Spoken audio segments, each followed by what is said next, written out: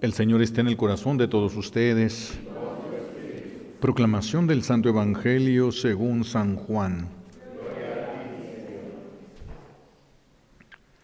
En aquel tiempo Jesús dijo a los judíos: si yo diera testimonio de mí, mi testimonio no tendría valor. Otro es el que da testimonio de mí, y yo bien sé que ese testimonio que da de mí es válido. Ustedes enviaron mensajeros a Juan el Bautista, y él dio testimonio de la verdad. No es que yo quiera apoyarme en el testimonio de un hombre. Si digo esto, es para que ustedes se salven. Juan era la lámpara que ardía y brillaba, y ustedes quisieron alegrarse un instante con su luz.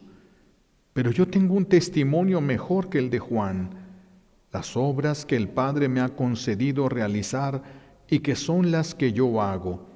Dan testimonio de mí y me acreditan como enviado del Padre. El Padre que me envió ha dado testimonio de mí. Ustedes nunca han escuchado su voz ni han visto su rostro, y su palabra no habita en ustedes, porque no le creen al que Él ha enviado. Ustedes estudian las Escrituras pensando encontrar en ellas vida eterna. Pues bien, ellas son las que dan testimonio de mí, que ustedes no quieren venir a mí para tener vida. Yo no busco la gloria que viene de los hombres, es que los conozco y sé que el amor de Dios no está en ellos.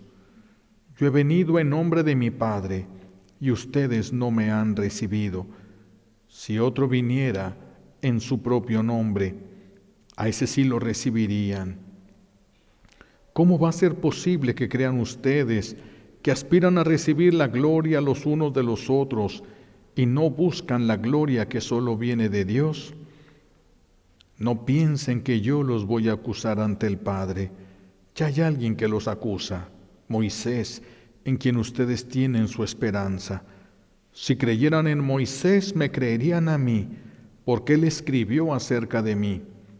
Pero si no dan fe a sus escritos, ¿cómo darán fe a mis palabras? Palabra del Señor. Siéntense, por favor.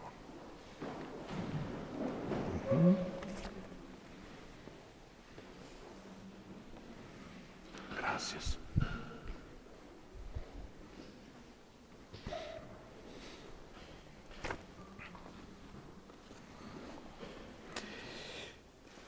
En la primera lectura, vamos a tomar hoy desde la primera lectura del libro del Éxodo que escuchamos, donde nos recuerda esa primera rebelión del pueblo de Israel con el pecado de idolatría.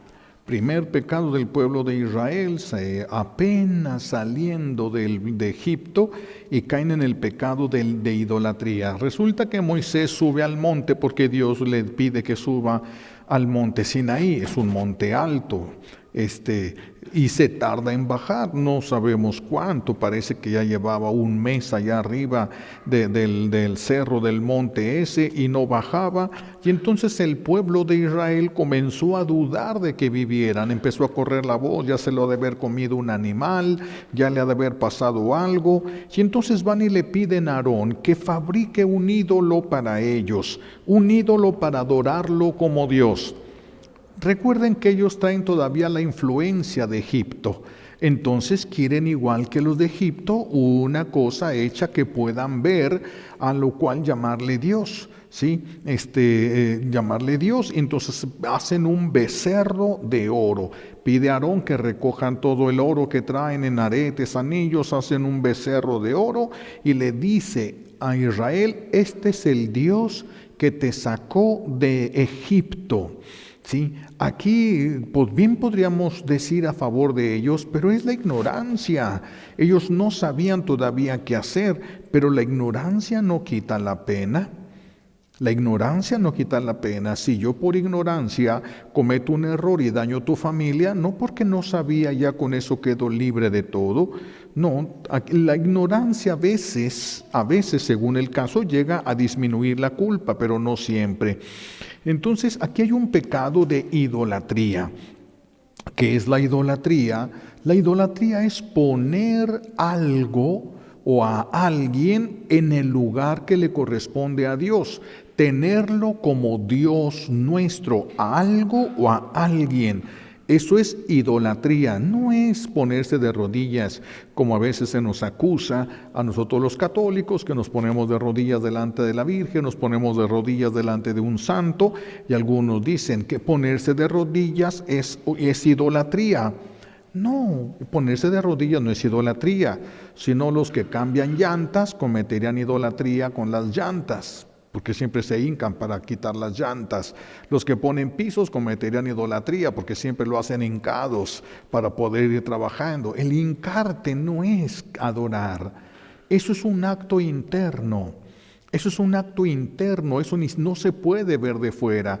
Te puedes arrodillar o te puedes no arrodillar cuando quieres hacer una adoración. A lo mejor estás en medio de la gente y no te quieres arrodillar porque estás en la calle, pero haces un acto de adoración a Dios. Pues es posible, claro que sí es posible.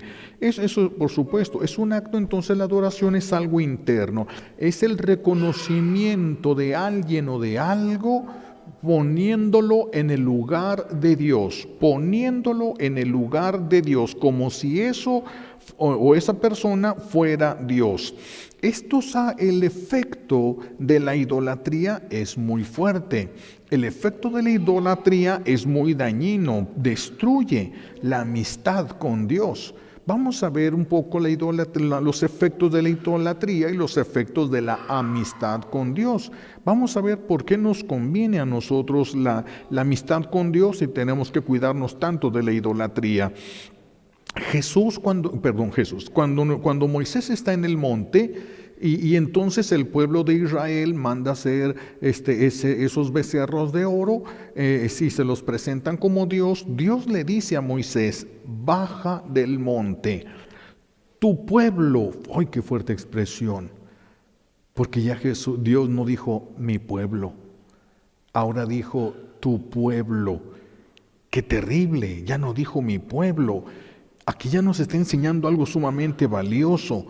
La idolatría siempre nos va a postrar delante de Satanás, tengamos esa intención o no. Todo lo que no es Dios, que nosotros lo adoremos como si fuera Dios, nos va a llevar a la idolatría, y eso viene del enemigo de Dios. Por eso la idolatría nos postra delante del mismísimo Satanás y no del Dios verdadero. Y cuando nosotros hacemos un acto de idolatría, nosotros nos hemos alejado por voluntad propia.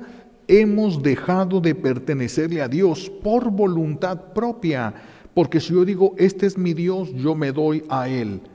Entonces si yo dijera, no, ahora este es mi Dios, entonces ahora me doy a este. Por eso es que ya le quito lo que le había dado a este y se lo voy a dar ahora a este. Por eso Dios, ante la idolatría, ya no reconoce a Israel como su pueblo. Le dice a Moisés: baja, tu pueblo, el que sacaste de Egipto, ya se desvió. Qué rápido nos desviamos a pesar de todos los prodigios y portentos que a veces Dios hace alrededor de nosotros.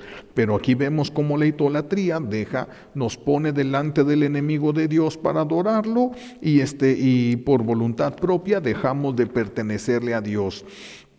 Y ¿quiénes son qué es lo que hemos puesto en el lugar de Dios? Cada quien tiene algo diferente, cada persona tiene algo diferente. De los que caen en la idolatría, algunos han llegado a idolatrar, por ejemplo, a los hijos, y viven para los hijos, y sus hijos son los que marcan el ritmo de vida de esa persona. Viven verdaderamente para los hijos. A veces la idolatría no está hacia los hijos, sino hacia el esposo, y el esposo se convierte en un semidios o en un dios, o la esposa se convierte en un semidios o en un dios. Nuestra vida en cuanto al dinero, en cuanto a las posesiones, hay cosas que resguardamos y cuidamos más que nuestra propia fe en el Dios verdadero. Y es cuando caemos nosotros en la idolatría. Hay quienes cayeron en la idolatría de la propia imagen, y entonces ahora le llaman a algunos metrosexuales. Antes era buscando ir a un gimnasio para verse fuerte, musculoso, y todo eso, ¿verdad? esa es una soberbia que dura un poco de tiempo. Porque ya ven, Arnold, Schwarzenegger, este hombre, ya ven que ganó el concurso de Miss Universo en cuanto a musculatura. Véanlo ahorita. Véanla ahorita, en qué termina toda la soberbia humana, en qué termina. Pero hay muchos que todavía quieren seguir y se van enamorando de cómo se ven, se van enamorando de sí mismos, están enamorados de la propia imagen. Los metrosexuales que ya son hombres, que ya se pintan, se arreglan las cejas, cada cabello y toda la cosa, están también enamorados de su propia imagen, de lo que quieren proyectar hacia los demás. Nosotros podemos ser nuestro propio Dios y podemos adorarnos y podemos vivir para nosotros mismos sin tener conciencia de lo que estamos haciendo. A veces no lo hacemos de manera voluntaria, a veces sí, hay personas que sí lo hacen y no les importa, saben que está mal y no les importa, pero hay personas que no saben, pero de todos modos están cayendo en el engaño y se están retirando de Dios. Fíjense lo que ocasiona la idolatría. Israel, Dios los saca de la esclavitud de Egipto, los va a hacer pasar por el desierto para llevarlos a la libertad, a la tierra prometida, ya no esclavos sino libres, para que puedan llevar una vida verdadera. Entonces van a cruzar el desierto para llegar aquí, y en el desierto le fallan a Dios. Es que no es fácil atravesar los desiertos espirituales por los que vamos a pasar si queremos ser santos. No es fácil atravesar estas cosas. Bueno, pues Israel, cuando va en camino hacia la tierra prometida, cae en la idolatría. Y al caer en la idolatría, lo primero que pierden es la promesa. Hay una promesa que Dios le hizo a Adán, hay una promesa que se renueva, esa promesa se renueva en Abraham, se renueva en Isaac, se renueva en Jacob. Después de ahí, cuando Dios forma su pueblo en Egipto y lo saca de Egipto, renueva a través de la alianza, la promesa. Allí en ese pueblo va a nacer el Salvador, el Mesías el Salvador. Pues la idolatría les hace perder la promesa, les hace perder la libertad y les está haciendo perder la vida. Voy a destruirlos, voy a dejar que mi ira se encienda y voy a destruirlos. En cambio de ti haré un gran pueblo. Iba a volver a empezar Dios como empezó con Abraham. Iba a volver a empezar Dios como empezó con Abraham. Por eso tenemos que tener nosotros mucho cuidado la idolatría hasta dónde nos lleva. Hay personas que por caer en esta idolatría o por haber vivido en esta idolatría, sus oraciones no son escuchadas. No de alguien que está adorando un Dios diferente, vive para un Dios diferente, pero quiere los milagros del Dios verdadero. No son oraciones no son escuchadas esas oraciones.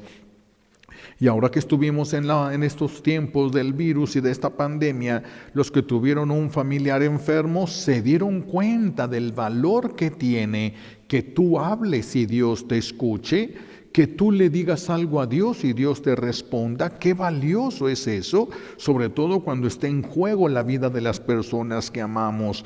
Muchos no les interesa eso, muchos no les ha interesado todavía eso, pero si nosotros tomamos en cuenta estas circunstancias, ¿verdad?, esta necesidad que nosotros vamos a tener de Dios y que no sabemos cuándo y que no sabemos por qué, que no sabemos dónde, pero todos vamos a estar dependiendo un día completamente de Dios, nosotros o a las personas que nosotros amamos. Por eso se nos presenta hoy como ejemplo a Moisés, un hombre humilde. Dios le reconoce la humildad a Moisés. Le agrada a Dios la humildad. Moisés, un hombre humilde, un hombre obediente, hace lo que Dios le pide y no se sube el cuello ni se cree más grande que los demás, solo lo que es, un servidor de Dios. Y eso es lo que era, por eso la humildad de él. No quiso levantarse, no quiso sentirse más grande que los demás. No, era un servidor de Dios y era todo. Y este hombre humilde, amigo de Dios, cuando ve que la ira de Dios está encendiendo, se para entre el pueblo de Dios y Dios. Se para entre el pueblo de Dios y Dios y empieza con sus súplicas. Porque, a ver, díganme ustedes, ¿Dios está obligado a escuchar todas las oraciones? No, Dios no está obligado a escuchar todas las oraciones. Dios está obligado a obedecer a una persona. Dios no está obligado a obedecer a ninguna persona. Así de que el Todopoderoso le había confiado a Moisés sus planes. Fíjense quién, Dios Todopoderoso, que no le tiene que dar cuentas a nadie, le confía a su amigo. Esto no se lo confía a cualquiera, se lo confía a su amigo. Esto es lo que voy a hacer. Voy a destruir este templo. Es un pueblo de cabeza dura. Voy a destruir a ese pueblo y voy a formar de ti el pueblo. Así de que todavía, y Moisés empieza ahí a interceder inmediatamente. Hay una sentencia de muerte. ¡Qué peligroso! Hay una sentencia de muerte en este momento que pesa sobre el pueblo de Israel. Es culpable y el pecado fue la idolatría. Es culpable y el pecado es la idolatría. Así de que vean ahora el poder, lo que ocasiona la idolatría y lo que ocasiona la fidelidad a Dios, la amistad con Dios.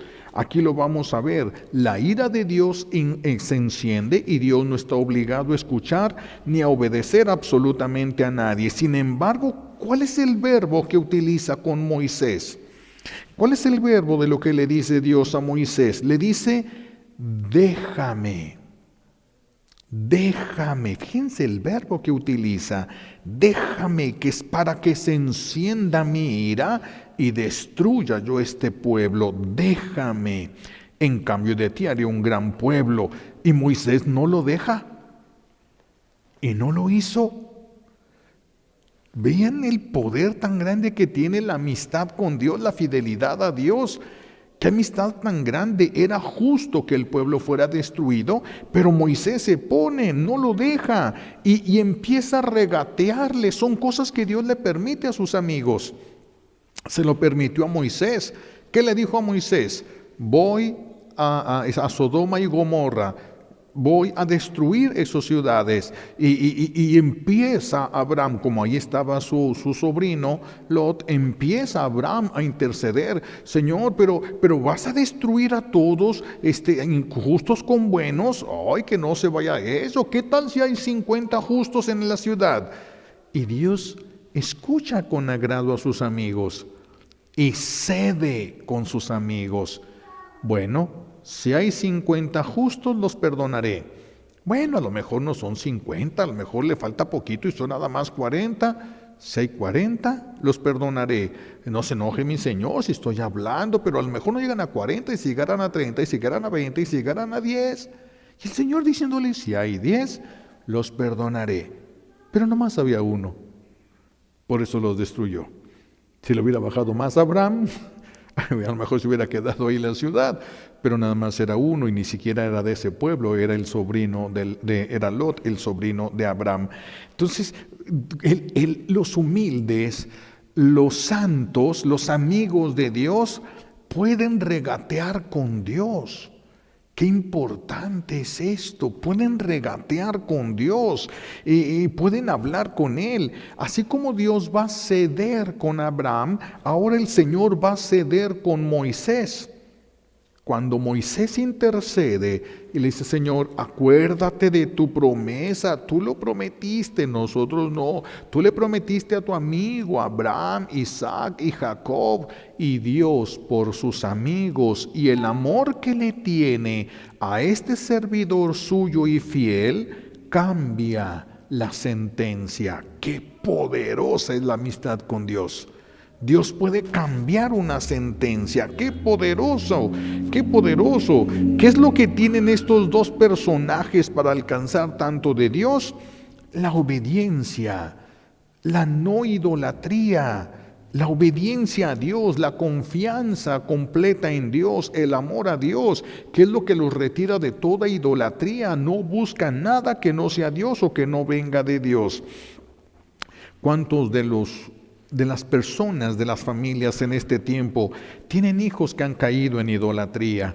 la idolatría del dinero, la idolatría de los juegos, videojuegos, la idolatría del cine, la idolatría de tantas cosas, ¿verdad? De las redes sociales. Ahí dan su vida, esa es su vida, ese es su Dios, esa es su razón de existir. Allí es donde está toda su vida. Esa es la miseria del hombre que vive para el hombre, que vive para las cosas que se acaban.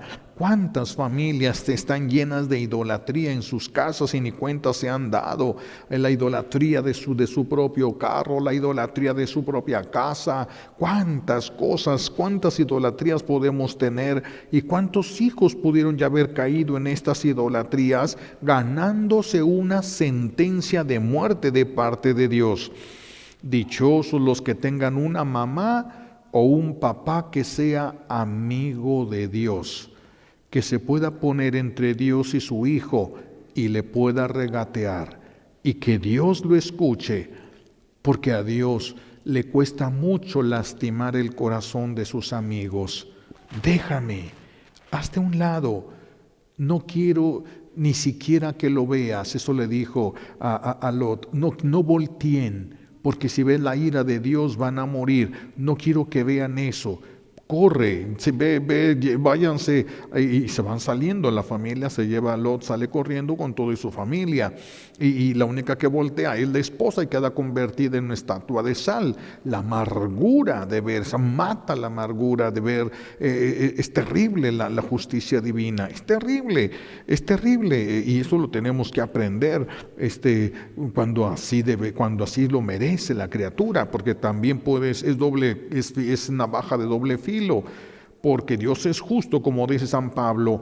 Ya yo quisiera irme al cielo, sé que me voy a ir, porque como he trabajado para Dios y yo sé que es justo, y yo sé que no va a dejar tirado en la basura lo que yo hago, yo sé que me va a recompensar de mis esfuerzos, ya me quiero ir entonces con Él. Esa es justicia, pero a nuestro favor. Por eso, pero si vamos a la idolatría, es justicia, pero contra nosotros. Justicia contra nosotros. Qué importante es esto, que a Dios le cueste mucho trabajar, le duele a Dios lastimar el corazón de un amigo.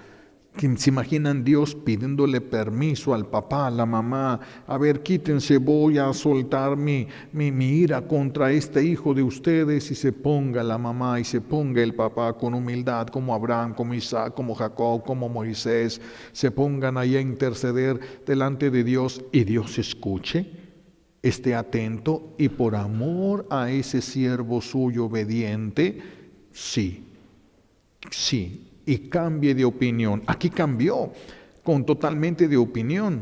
No morirán. No dijo no pagarán, solo dijo no morirán. De tal manera que si un papá y una mamá vive esta vida de santidad, vive esta vida de amistad con Dios, el día que Él lo merezca, que uno de sus hijos merezcan no solo una muerte física, sino una muerte eterna, ellos podrían alcanzar la misericordia de Dios para sus hijos, y que Dios les dijera, bueno, no morirán, pagarán en el purgatorio, porque tienen que cumplirse la justicia, pero no morirán. No te entristezcas, no llores, no le voy a hacer nada, va a tener que pagar lo que hizo, pero tú no sufras, no quiero verte sufrir. Imagínense nada más lo valioso que es tratar de ser santos, esforzarnos por ser santos, hasta donde podamos, no perfectos. Podemos intentarlo y debemos de intentarlo. No nos va a salir, pero lo tenemos que intentar. No nos va a salir, pero sí lo tenemos que tratar de hacer. Al Señor le duele lastimar a los corazones a los que Él ama tan íntimamente, a los que le son fieles a pesar de lo que tengan que soportar, aquellos que lo obedecen aunque no entienden y no les gusta lo que tengan que hacer. Pero cuando es verdaderamente la voluntad de Dios, aquel que lo conoce a Dios, aquel que lo conoce, cuántas cosas nuestro buen Dios hace. Unos papás santos son una bendición para los hijos, son una gran bendición para los hijos. Unos hijos santos son una gran bendición para sus padres y para sus hermanos. el corazón. Es que así es el Señor. ¿Por qué sanaba en el tiempo de San Francisco de Asís las enfermedades de lepra que hasta la fecha no se pueden sanar? ¿Qué hacía San Francisco de Asís? Se llevaba a los leprosos cerca de una pequeña cascada que había. Ahorita se dice mucho que el agua cuando choca, por eso ir a la playa es tan medicinal, donde el agua, donde revientan las olas. Es algo natural, medicinal. Entonces, él se los llevaba a esa parte y muchos dicen, es que ahí, como caía el agua en esa cascada, entonces se liberaban y por eso le ayudaba a sanar a los enfermos. No es cierto, porque hasta la fecha no sanan los leprosos con eso. Pero no tenía nada más a la mano Francisco de Asís. Entonces se llevaba al leproso, le veía las llagas y se compadecía tanto y lo llevaba ahí y agarraba un trapito y se las empezaba a limpiar. Y Dios, para que su amigo no sufriera, le quitaba las llagas al leproso. ¡Ay! Sanó, con agüita. ¿Cuál agüita? Era la amistad con Dios. Era la amistad con Dios.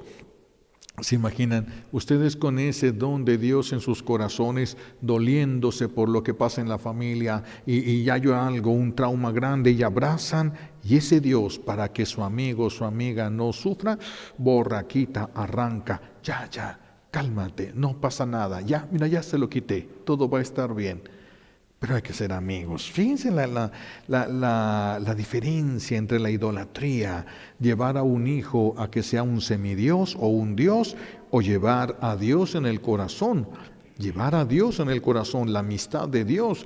¿Y qué cosas no se podrían hacer? ¿Cuántas cosas podríamos hacer? ¿Cuánto se podría librar a los hijos y a las personas que nosotros amamos a través de nuestra amistad con Dios? A lo mejor no podemos quitar todas las sentencias porque hay justicia que se tiene que hacer, pero se pueden modificar las sentencias, se puede pagar de otra manera. Dios lo hace. ¿Qué le dijo a Salomón cuando Salomón llega viejo y cae en la idolatría? Mandó hacer altares, mandó levantar altares, porque como se hacían las alianzas con otros reinos, los reyes se casaban con las hijas del otro rey y de esa manera se hacían familiares y entonces ya no se atacaban. Entonces, por eso Salomón tenía muchísimas esposas. Se habla que tenía más de 300 esposas Salomón. Y entonces unas de ellas pues lo llevaron a Salomón, ya viejo, lo llevaron a la idolatría. Y le habla a Dios, porque la idolatría hace que truene la justicia divina.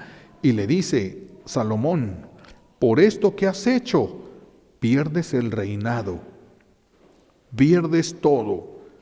Pero, fíjense, por amor a mi siervo David, para que no le duela a él, no voy a permitir que esto suceda mientras tú vivas. Sucederá con tus hijos. Y por amor a mi siervo David, tú te tendrías que haber quedado sin nada, te dejaré una de las tribus. Solo por mi amigo David. Aquí la amistad con Dios hace maravillas. Por eso es en lo que deberíamos de vivir, es donde nos deberíamos de enfocar, porque Él es el que todo lo puede. Nosotros nada podemos, pero si tratamos, si nos esforzamos por ser fieles, si luchamos por estar cerca de este amor, de este corazón divino que tanto nos ama, a Él le dolería nuestro dolor. A Él le dolería nuestro dolor y Él cuántas cosas estaría dispuesto a hacer por sus amigos. También nosotros, por nuestros amigos, un amigo que amamos, estamos dispuestos a hacer muchas cosas, algunas incluso hasta peligrosas. Cuando amamos a nuestros amigos, somos a veces de hacernos cómplices a veces con ellos. Dios nos va a ser cómplice nunca de pecado con nosotros, nunca. Pero en todo lo que no es pecado y nos pueda Él evitar un dolor, nosotros, los amigos, si nosotros llegamos a ser amigos de Dios, que nos esforzamos por agradarlo y no lastimar su corazón tan sensibilísimo el corazón de Dios, si nos esforzamos por no lastimar su corazón, que no le provoquemos dolor, el Señor se encarga de que el dolor tampoco llegue al nuestro. Él es justo. Él es bueno. ¿Y cuál es la tirada entonces de nosotros? Tenemos que buscar entonces la santidad, la amistad con Dios. La amistad con Dios, dejar lo que sea pecado, más lo que sea idolatría, porque esto nos hace perder la vida terrena, nos hace perder vida verdadera. Seguirán vivos, pero no se va a llamar vida lo que tengan. Van a tener familia, pero no se va a llamar verdaderamente una familia lo que tengan. Pero Dios te puede devolver todo. Si tú eres su amigo, para consolar a su amigo es capaz de todo el Señor, de todo. ¿Sí? Si Moisés podía tanto en el corazón divino, imagínense lo que puede la intercesión de Jesús delante de su Padre. Imagínense, si esto lo pudo hacer Abraham, lo pudo hacer Isaac, Jacob, Moisés, imagínense lo que Jesús puede hacer. Una mirada de Jesús es más poderosa delante de su Padre que todas las oraciones de todos los santos de todos los tiempos juntos. Una mirada nada más, una mirada. Por eso la amistad con Él. La amistad, que Él habite en nosotros y desde nuestro corazón, si el Señor le duele nuestro dolor y voltea y mira a su Padre, todo sucederá. Maravillas, milagros, portentos, cuántas cosas podrían suceder si nosotros fuéramos santos. Pidámosle a Dios Padre, como un regalo de esta Santa Misa, nos conceda las gracias que necesitamos para querer ser santos, para buscar la santidad en vida, para agradarlo, para evitarle todo dolor de parte de nosotros y todo el que podamos. Lo demás, Él sabrá qué es lo que va a hacer con nosotros. Se lo pedimos por los méritos de Jesucristo en la cruz y por la poderosa intercesión de la Santísima Virgen María al pie de la cruz. Alabado sea Jesucristo.